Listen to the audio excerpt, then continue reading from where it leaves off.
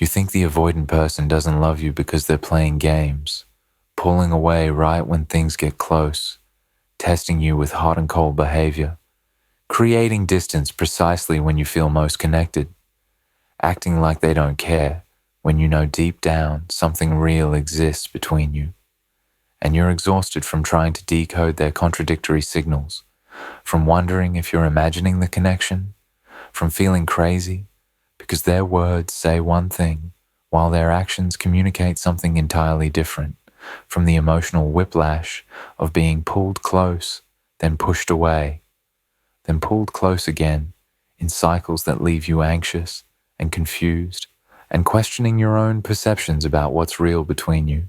But here's the truth that changes everything, and that explains the torture you're experiencing. The avoidant plays the most games, employs the most contradictory behavior, creates the most distance and confusion, precisely when they're most in love with you, precisely when their feelings are strongest and most threatening, precisely when the connection is most real and most significant, which means that all the game playing and the push-pull and the hot and cold behavior that's making you question whether they care at all is actually evidence that they care profoundly, that they're terrified of how much they love you, that the intensity of their feelings is creating the intensity of their defensive maneuvers designed to manage the terror that loving you creates for their wounded attachment system. The games aren't proof they don't love you. The games are proof they love you so much it terrifies them, and everything they're doing that seems designed to push you away, or to confuse you, or to make you question the connection is actually their desperate attempt to manage feelings that are overwhelming to someone whose entire defensive system is built on preventing exactly the kind of deep love and genuine intimacy that you're creating with them, despite their defenses and despite their games, and despite every strategy they employ to keep the terrifying feelings at manageable distance. The specific games they use to manage the terror of loving you. The avoidant person employs specific identifiable games when they're in love with you, games that serve the psychological function of managing the terror that their strong feelings create. Understanding these specific games reveals both their defensive purpose and the underlying feelings that make the games necessary for the avoidant to maintain psychological equilibrium. They play the hot and cold game where they alternate between intense closeness and complete withdrawal based on their internal anxiety levels, rather than on anything you're doing. One day or 1 week, they're warm, engaged, affectionate, present, texting regularly, making plans, being emotionally available, showing clear interest and investment. Then suddenly, without warning or explanation, they go cold. Minimal communication, canceled plans, emotional distance, apparent disinterest. This alternation has nothing to do with your behavior and everything to do with their internal regulation of intimacy. When they're warm, they're allowing themselves to feel their love for you, and it feels good temporarily. But the closeness activates their intimacy anxiety, triggers fears about vulnerability and loss of self, creates internal panic about how much they're feeling. The coldness is their system's attempt to restore equilibrium by creating distance that reduces the anxiety the closeness created. The game isn't designed to hurt you. It's designed to help them manage unbearable internal tension between their desire for closeness and their terror of what closeness means. They play the "I don't need you" game, where they emphasize their independence and self-sufficiency, precisely when they're feeling most dependent on you emotionally. When the avoidant recognizes they're thinking about you constantly, missing you when you're not around, wanting your attention and your presence. This recognition of need triggers their core wound about dependence being dangerous. They respond by emphasizing how independent they are, how busy they are with other things, how much they value their alone time, how self-sufficient they are.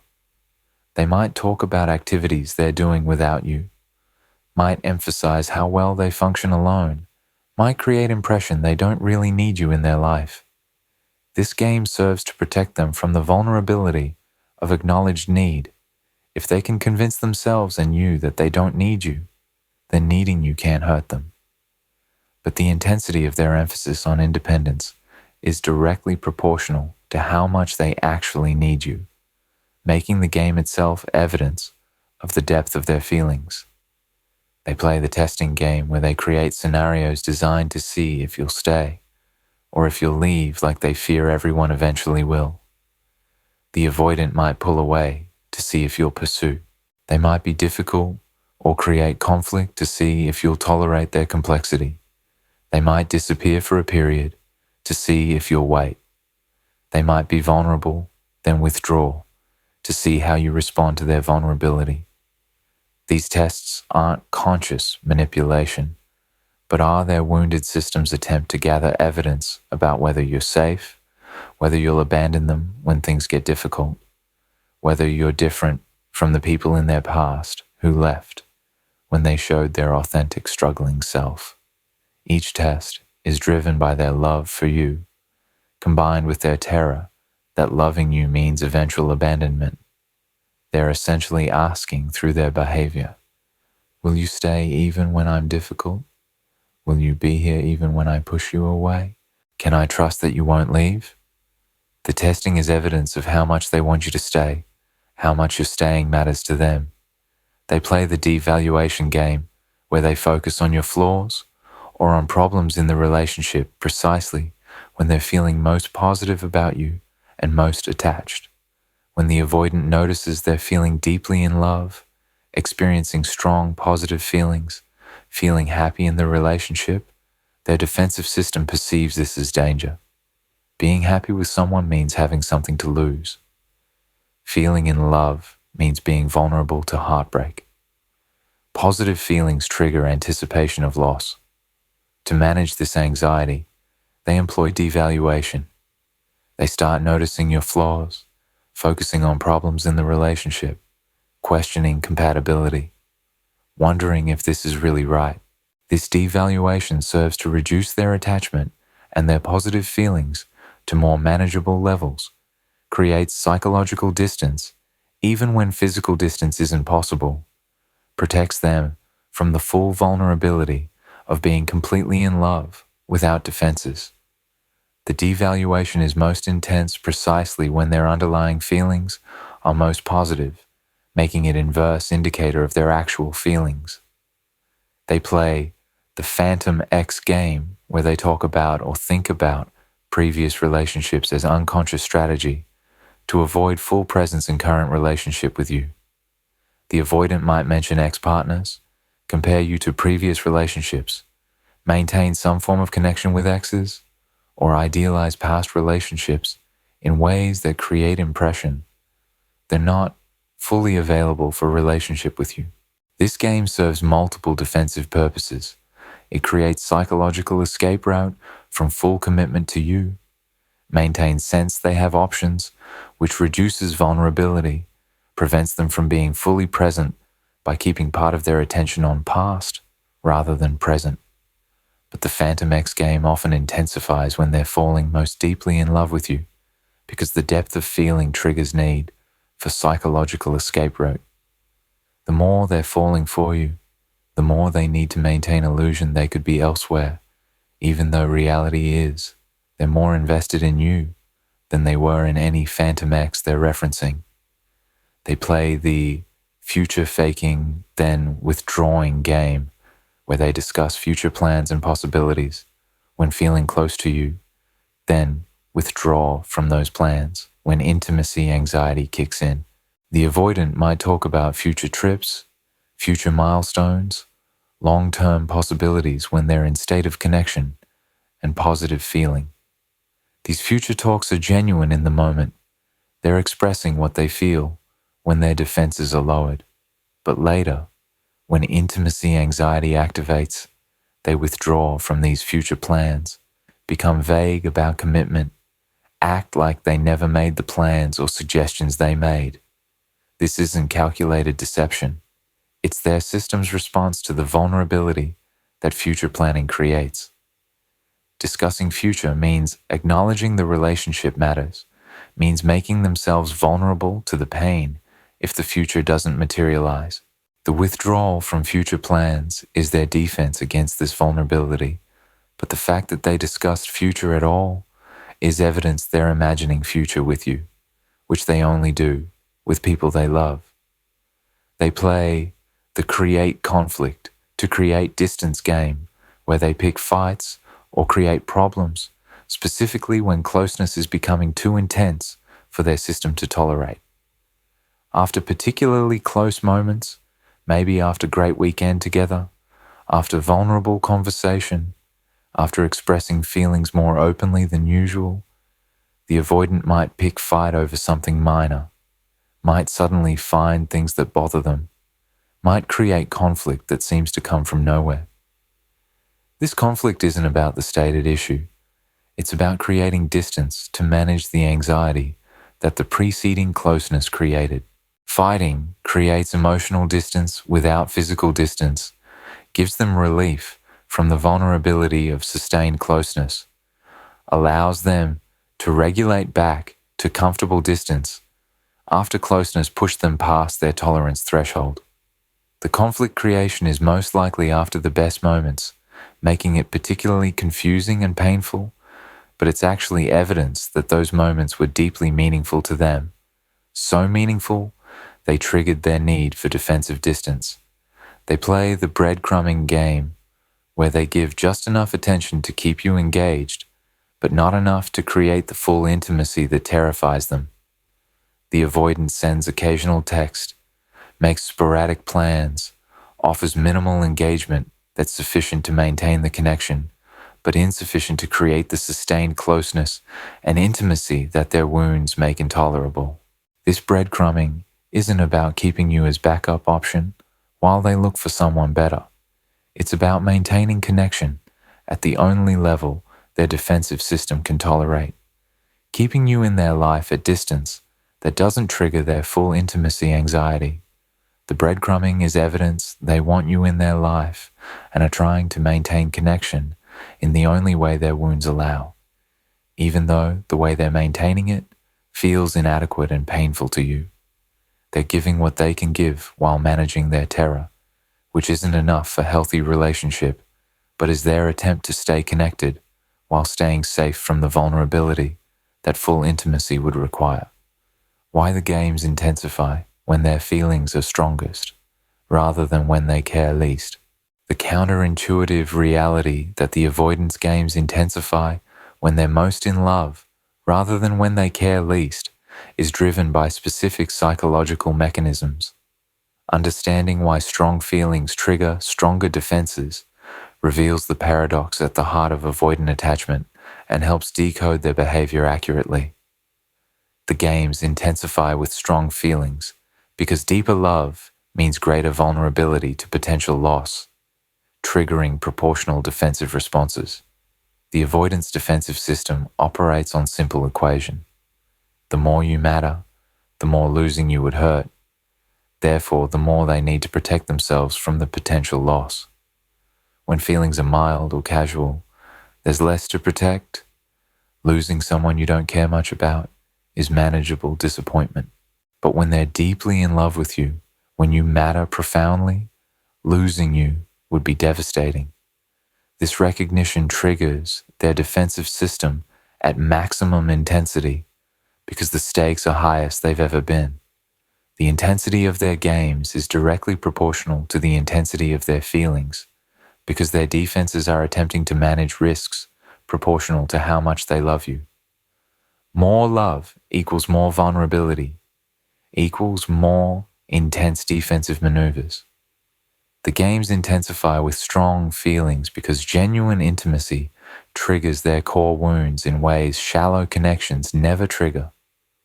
The avoidant can maintain shallow relationships without intense game playing because shallow connections don't access their wounds.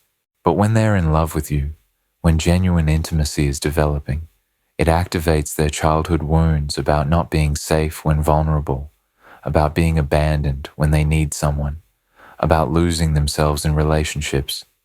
These core wounds create terror that shallow connections never create.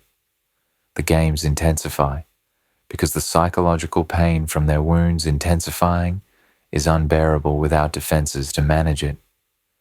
The deeper the intimacy, the more their wounds are activated, the more intense their defensive games become as desperate attempt to manage pain that genuine love creates by touching their deepest injuries. The games intensify with strong feelings because being in love threatens their defended sense of self and independence that their identity is organized around. The avoidant self-concept is built on independence, self-sufficiency, not needing anyone. When they're casually involved with someone, this self-concept isn't threatened. But when they're deeply in love, when they find themselves thinking about you constantly, wanting you, needing your presence and attention, it threatens their entire identity. They experience identity crisis. I'm supposed to be an independent person who doesn't need anyone, but I need this person desperately. This threat to core identity triggers intense defensive games designed to restore their sense of independence, to prove to themselves they don't need you, even though they do, to maintain identity that's incompatible with the love they're feeling. The games are identity protection mechanism triggered specifically by feelings strong enough to threaten their self-concept. The games intensify with strong feelings because intense positive emotions are interpreted as danger signals by nervous system conditioned to expect pain after closeness. The avoidance nervous system was conditioned through early experiences where positive feelings or closeness was followed by pain, abandonment, rejection, disappointment. Their system learned good feelings are followed by bad outcomes. Closeness leads to hurt. Letting guard down results in being hurt. When they're deeply in love with you and experiencing intense positive feelings, their nervous system interprets these positive feelings as danger signals, predicting imminent pain. The games intensify because their system is screaming danger, is anticipating the pain it learned. Follows positive feelings, is trying desperately to protect through creating distance before the anticipated pain arrives. The better they feel with you, the more their conditioned system expects imminent hurt, the more intense their protective games become. The games intensify with strong feelings because acknowledging being deeply in love would require vulnerability and emotional honesty their defenses are built to prevent. When feelings are superficial, the avoidant can acknowledge them relatively safely. Yeah, I like this person, without much vulnerability. But acknowledging deep love requires vulnerability, admitting someone matters this much, acknowledging need and dependence, expressing feelings that could be rejected or not reciprocated. This level of vulnerability is exactly what their entire defensive structure is designed to prevent. The stronger their feelings become, the more acknowledgement of those feelings would require the vulnerability their wounds make unbearable. The more they need games that allow them to not acknowledge feelings they cannot safely express.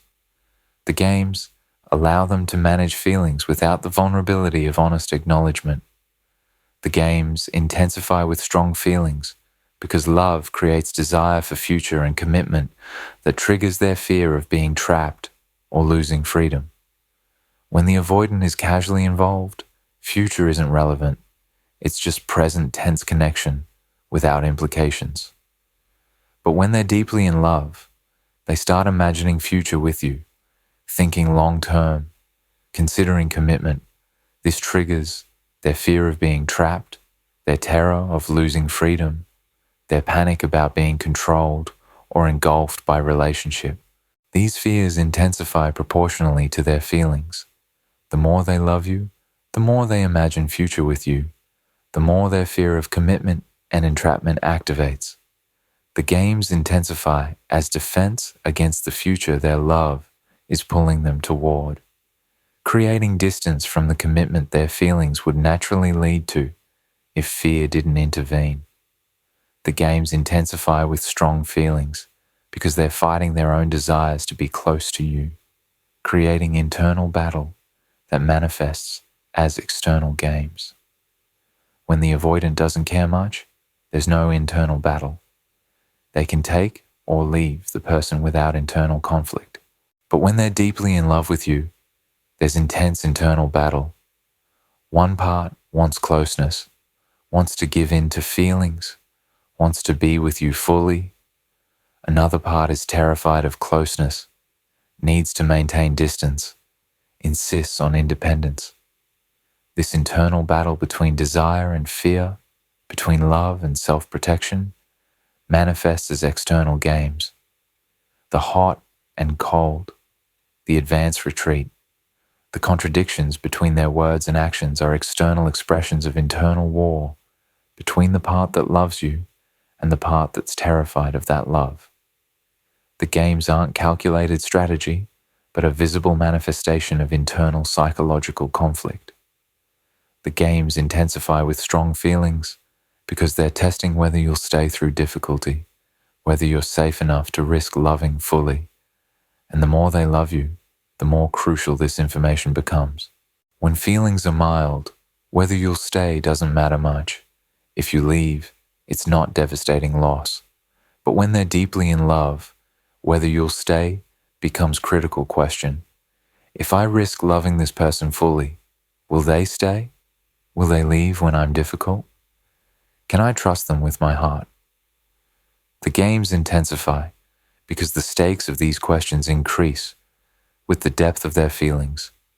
They need more testing, more evidence, more proof that you're safe because they're considering risking more, risking full love, full vulnerability, full commitment. And the magnitude of what they're considering risking requires proportionally more testing to determine if the risk is safe. The intensity of the testing games is evidence of how seriously they're considering the risk of loving you fully. How to recognize the games as fear-driven rather than as lack of caring. The avoidance games can appear identical to disinterest or lack of caring, but specific indicators reveal whether the behavior is fear-driven evidence of strong feelings or genuine disinterest. Understanding these indicators helps you interpret their behavior accurately, rather than concluding they don't care when they're actually terrified of how much they care. Recognize the games as fear-driven when the coldness or withdrawal follows moments of significant closeness or vulnerability, rather than appearing randomly or consistently. If the avoidant goes cold after vulnerable conversation, after particularly intimate weekend, after expressing feelings, after moments of genuine connection, the pattern reveals the coldness is response to the preceding closeness, rather than evidence of disinterest. Fear-driven games have identifiable triggers, usually intimacy, vulnerability, or positive feelings. Genuine disinterest is more consistent, doesn't cycle based on closeness, but maintains relatively constant low level of investment. The pattern where withdrawal follows closeness proves the closeness mattered enough to trigger defensive response, proves they're reacting to intensity of feelings the closeness created, rather than demonstrating lack of feelings. Recognize the games as fear-driven when their actions and their words contradict each other in ways that reveal internal conflict rather than consistent disinterest. The avoidant playing fear-driven games might say they want space, while their actions show they're checking on you. Might claim they're not ready for relationship, while acting like partner in many ways. Might emphasize independence while clearly being attached. These contradictions reveal internal conflict between what they feel and what they think they should feel, or what feels safe to acknowledge. Genuine disinterest doesn't create contradiction. If someone doesn't care, their words and actions typically align in consistent message of disinterest. The contradictions are evidence of internal battle between their feelings, which drive their actions toward connection, and their fears, which drive their words toward distance. Recognize the games as fear-driven when the intensity of their defensive behavior is disproportionate to the situation.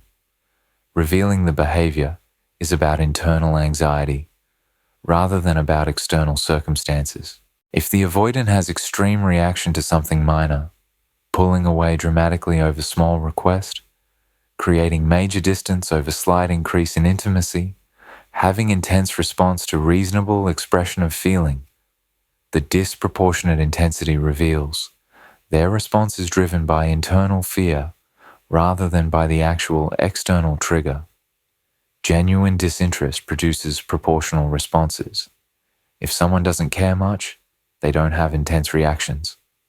The disproportionate intensity of defensive response proves something significant is happening internally for them, that they're reacting to internal terror, the external event triggered, rather than to the external event itself. Recognize the games as fear-driven when they return after withdrawal in ways that show they were thinking about you and missing you during the distance. After creating distance, the fear-driven avoidant eventually returns, sometimes with explanation, sometimes without, but in ways that reveal the distance was difficult for them. They thought about you during it. They missed you while away. They might reference something they saw that reminded them of you, might ask questions that show they were wondering about you, might admit the distance was hard. This return with evidence they were thinking of you proves the distance wasn't about disinterest, but was about managing internal anxiety. If they truly didn't care, they wouldn't return and wouldn't reveal they thought about you during absence. Genuine disinterest involves authentic moving on rather than cycling back. Recognize the games as fear-driven when you observe they're anxious or struggling, rather than appearing relaxed and at peace with the distance they're creating. If you can observe the avoidant during their withdrawal phases, through mutual friends, through seeing them, through their demeanor, fear-driven games will show signs of their struggle. They'll appear anxious, will seem unhappy, will show evidence they're not at peace with the distance they created. They might seem distracted, might be drinking more, might appear withdrawn to others as well. This visible struggle reveals the distance isn't comfortable for them, isn't what they genuinely want, is costing them something significant. Genuine disinterest produces visible relief or peace. If they truly didn't care and wanted distance, they'd appear lighter and happier without you, not more anxious and struggling. Recognize the games as fear-driven when their hot phases are genuinely hot, deeply engaged, emotionally present, showing authentic connection, rather than lukewarm at their best. In hot-cold cycles driven by fear, the hot phases show genuine intense engagement. They're present, interested, vulnerable, creating real intimacy and connection. The heat is authentic. In contrast, if someone is genuinely disinterested, even their most engaged moments are lukewarm. They're never deeply engaged, never truly vulnerable, never creating profound intimacy. The fact that the avoidant is capable of genuine heat, capable of real intimacy, capable of deep connection, proves they have strong feelings that the cold phases are defending against. If the hot phases are genuinely hot, the cold phases are defensive response to that heat rather than evidence the heat wasn't real. Recognize the games as fear-driven when their behavior toward you is different from how they treat others, showing your special category triggering unique response. If the avoidant is consistently distant with everyone, maintains surface-level connections across the board, doesn't have hot-cold patterns with others, it indicates avoidant attachment style that operates consistently. But if they're relatively consistent with others, while being hot-cold, specifically with you, if they seem more anxious about you specifically, if you trigger responses that others don't trigger, it proves you're special to them in ways that others aren't. You're triggering their intimacy anxiety and their defensive games specifically because the connection with you is deeper, the feelings are stronger, the the stakes are higher. Your special status is what creates the games. They're not playing these games because you don't matter, but because you matter more than anyone else does. Recognize the games as fear-driven when they show jealousy or interest in your attention toward others, despite claiming they want distance or independence. If the avoidant claims they want space and independence, but shows signs of jealousy when you talk to others, asks questions about who you're spending time with, seems bothered when your attention is directed elsewhere, this contradiction reveals they care deeply, despite their claims otherwise. Genuine disinterest doesn't produce jealousy. If someone truly doesn't care, they're indifferent to where your attention goes. Jealousy, while claiming not to care, proves they do care. Their feelings are strong enough to trigger possessiveness, even while their defenses require them to maintain distance and to claim independence. What understanding? Their games means for your boundaries and your choices. Understanding that the avoidance games are fear-driven rather than evidence of disinterest has specific implications for how you should respond and what choices you should make. This understanding should inform your decisions rather than being used to justify accepting treatment that hurts you. Understanding the games mean you can interpret their behavior more accurately without internalizing it as reflection of your worth or your inadequacy. When you understand the hot-cold behavior, the withdrawal after closeness, the contradictions are about their fear rather than about you being too much or not enough. You protect your self-worth from being damaged by their patterns.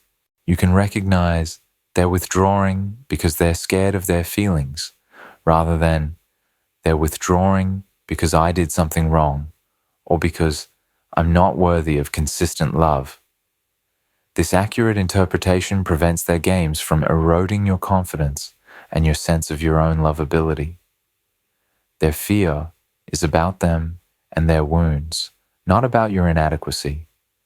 Understanding the games mean you can recognize that love exists even when it's not being expressed healthily, validating your perception that the connection is real. When you understand their games are evidence of strong feelings managed poorly, rather than evidence of weak feelings, you can trust your perception that real connection exists.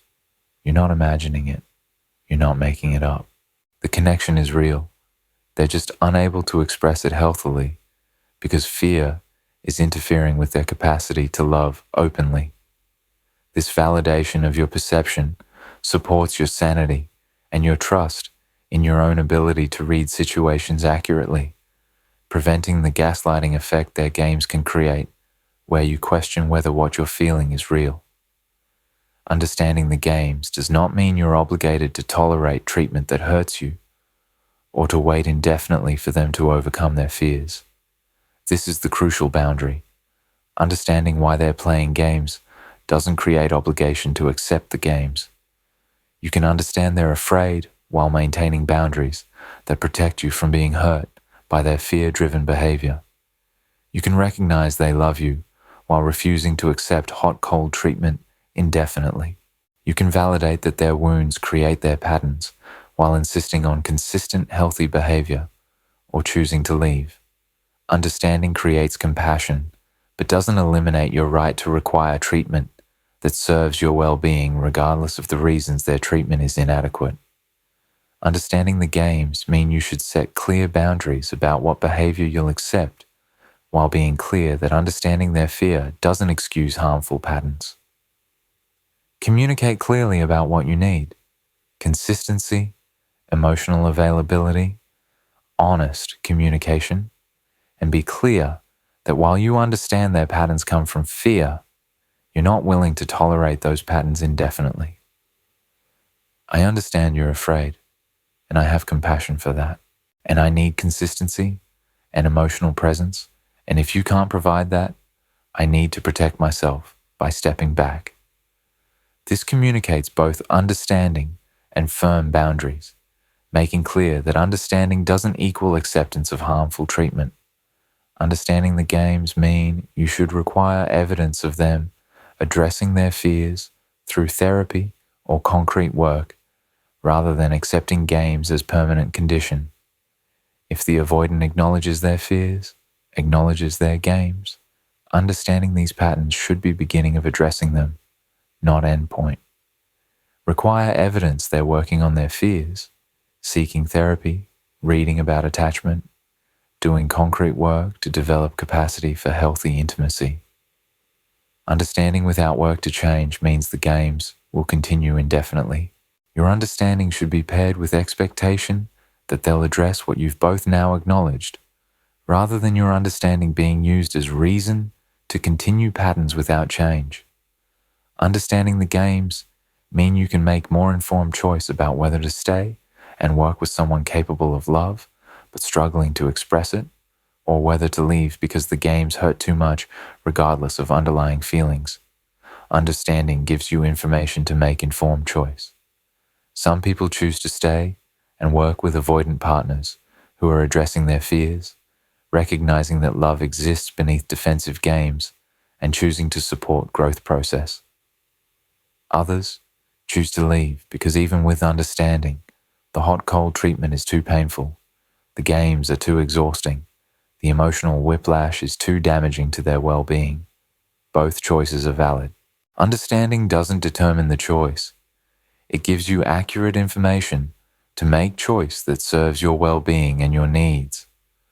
Understanding the games mean you should protect yourself from organizing your entire life around their anxiety cycles while they work on their patterns.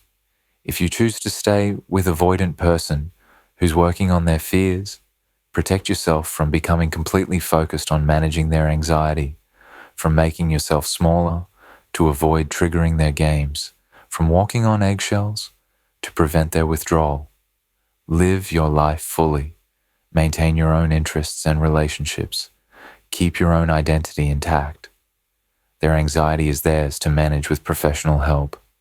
Your role is not to be their therapist or to adjust yourself constantly to minimize their fears. Maintain yourself as whole person with your own life while they work on developing capacity for healthy intimacy. Understanding the games ultimately mean you're empowered with knowledge that lets you make conscious choices rather than being confused, victim of incomprehensible behavior. The most important implication is empowerment through understanding. You're not confused anymore. You're not questioning your sanity. You're not wondering if you're imagining the connection. You understand what's happening. They love you, and they're terrified of that love, and their games are defensive responses to that terror. This understanding gives you power to make conscious choices about whether to stay or go, about what boundaries to set, about what to accept and what to refuse. You're no longer victim of incomprehensible behavior, but are an informed person making conscious choices about relationship with someone whose fear creates patterns you now understand. Their games are their fear, not your inadequacy. Their love is real, even though their expression of it is dysfunctional.